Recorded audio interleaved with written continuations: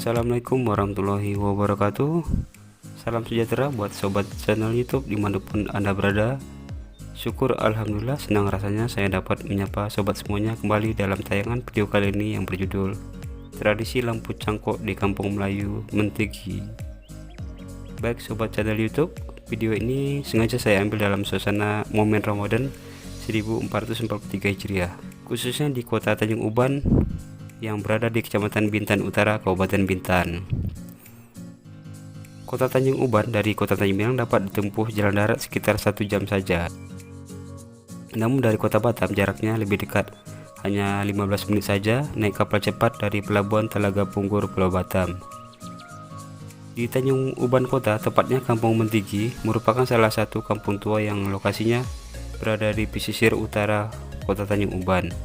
Masyarakat di Kampung Mentigi ini yang mayoritas Melayu bekerja sebagai nelayan.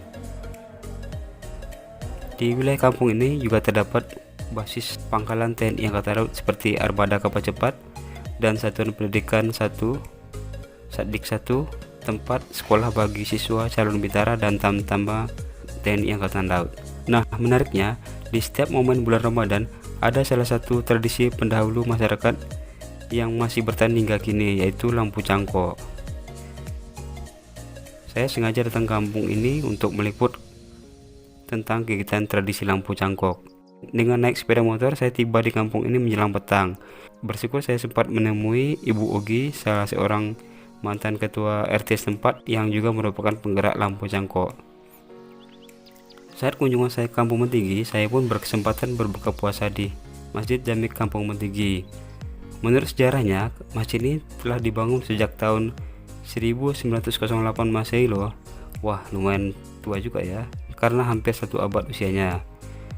Warga jamaah yang saya temui di sini ternyata sangat ramah dan menawarkan saya untuk berbuka puasa dengan makanan takjil yang telah terhidang. Usai membatalkan puasa dan lanjut sholat maghrib, satu persatu lampu cangkok ternyata telah menyala oleh sejumlah wanita dan anak-anak sekitar. Masyarakat Melayu Kampung Mentigi Laut, Tanjung Uban masih menjaga warisan leluhur dengan menyalakan lampu cangkok ini selama bulan suci Ramadan. Tradisi ini menyimpan nilai kearifan lokal, yakni saling bekerjasama dengan bergotong royong dalam mencapai suatu tujuan.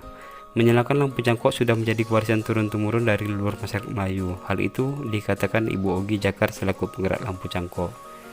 Menurutnya, meskipun harus besar payah, terlebih di tengah kondisi pandemi COVID-19 yang masih belum berakhir, dirinya bersama ibu-ibu sekitar, khususnya di Kampung Mentigi Laut, tetap komitmen untuk menjaga tradisi ini. Ternyata ada nilai kebersamaan di balik tradisi ini. Diawali secara bergotong royong, mereka harus keluar masuk hutan mencari bahan-bahan yang akan dijadikan sebagai lampu cangkok. Selain itu, mereka pun harus meminta bantuan minyak dari berbagai donatur secara sukarela untuk menyalakan lampu cangkok yang jumlahnya tidak sedikit. Ibu Ogi mengatakan selain meminta sumbangan setiap rumah, pihaknya harus bergerak meminta bantuan kepada kapal-kapal tongkang yang bersandar di depan halaman Kampung Mentigi tersebut. Dengan total jumlah lampu sebanyak 400 unit, mereka yang sebagian besar ibu-ibu ini harus juga meluangkan waktunya, mulai dari mengisi solar ke lampu cangkok menjelang maghrib saban hari. Untuk menghemat pemakaian minyak solar, dalam 2 malam bisa mencapai 1 gallon atau 40 liter minyak, maka operasional lampu cangkok itu hanya dilakukan hingga jam 10 malam saja atau beberapa saat usai salat tarawih. Siang hari ketika lampu cangkok tidak menyala, agar sumbu tidak rusak dan basah, mereka harus melindunginya dengan plastik di setiap lampu cangkok. Selaku penggerak lampu cangkok, Ibu Ogi bersama sejumlah ibu-ibu lainnya mengaku senang karena adanya lampu cangkok membuat kampung mereka terlihat cantik di malam hari. Selain itu, dirinya merasakan kepuasan tersendiri sebab tradisi adat rasa Melayu oleh nenek moyang mereka dapat tetap lestari hingga kini, meskipun di tengah perkembangan zaman yang semakin modern. Khusus pada malam 7 likur hingga sepekan setelah Lebaran, lampu-lampu cangkok akan menyala sampai pagi.